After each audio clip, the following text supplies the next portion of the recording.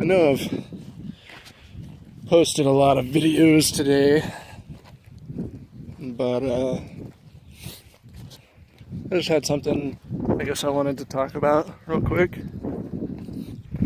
And that's, try not to travel alone. I mean, do it once in a while. I think that's healthy. Just by yourself, it gives you time to think, kind of figure things out in life. But when it comes down to it, I can't handle being without my dog. I mean, people are great, but with people, they're so complicated that, I mean, I don't know what somebody knows, what somebody doesn't know, especially when it comes to, being out here or woodcraft or whatever the topic happens to be. I don't know their life. But with my dog, I've been there her whole life. I know exactly what she knows. And knowing that, I would very willingly trust her with my life.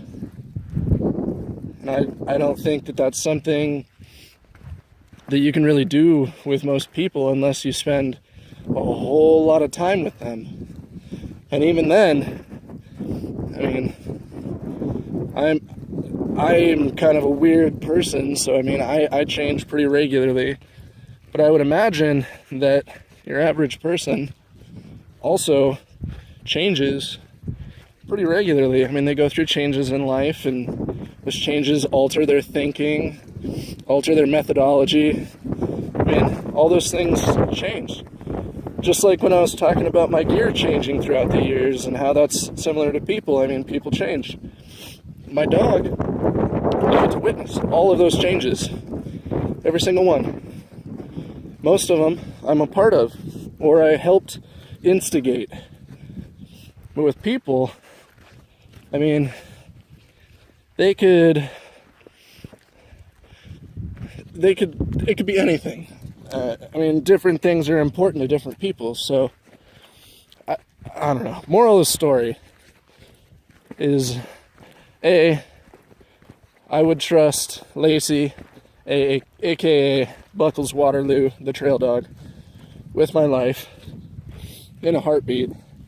In fact, I have before, and she's entrusted me with her life numerous times. I guess in a sense, you could say she trusts me with her life every morning when I get up to feed her. But we've kept each other alive, we've kept each other safe,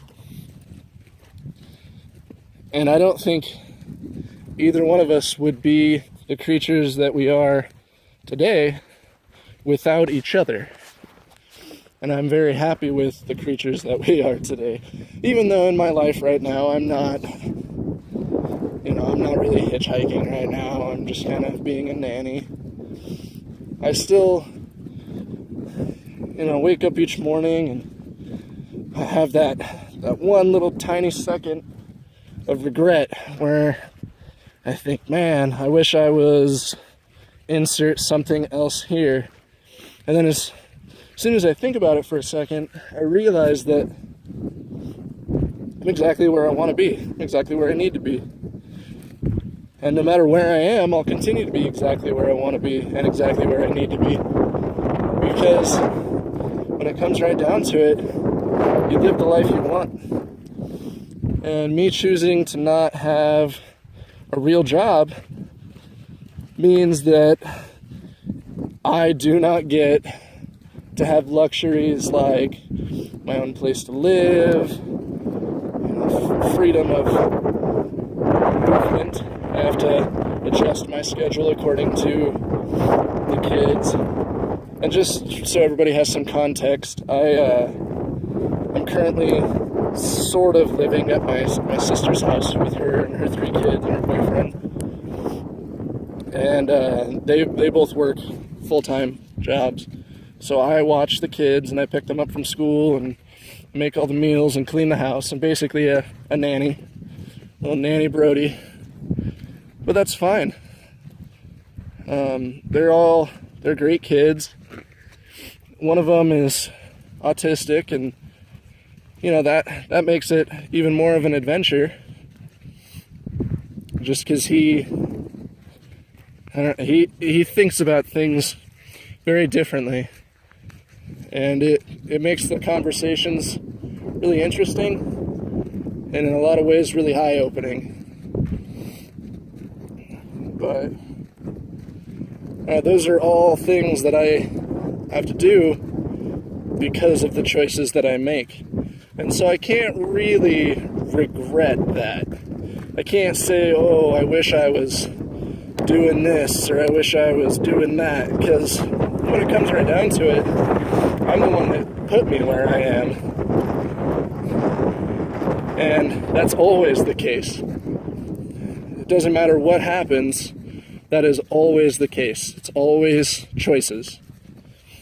And some people say, well, there are some coincidences. There are some things that you just don't know are going to happen.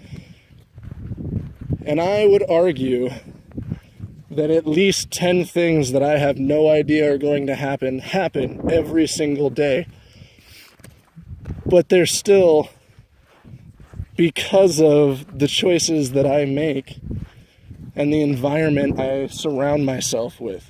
It's not, it's not some random, it's not random at all. It's simply an effect of the choices I make. Whether good, whether bad, it doesn't really matter. I don't necessarily think there are good and bad choices. I think the choices just are. So, I guess the long and the short, or whatever the fuck you want to say, the story I'm trying to get across through all this rambling is that you need to get somebody that you trust with your life. You need to get somebody that you would never have to worry about abandoning you or betraying you. Because if you have that worry, if you have that stress constantly there, it's really hard to enjoy the small things. So, yeah, I guess that's pretty much it. Just get somebody you trust, get somebody you love. In my case, it's a dog, and she is amazing. And hopefully she will continue to be amazing for many years to come. So, and once she gets older, I definitely won't be living life the way that I am, because again, it's a reflection of the choices that you make. So if she's, old, or she's getting old, and she gets hurt because we're, hiking or whatever, that's going to be my fault. Even if it was something she did, that's still my fault. Life is a reflection of the choices we make.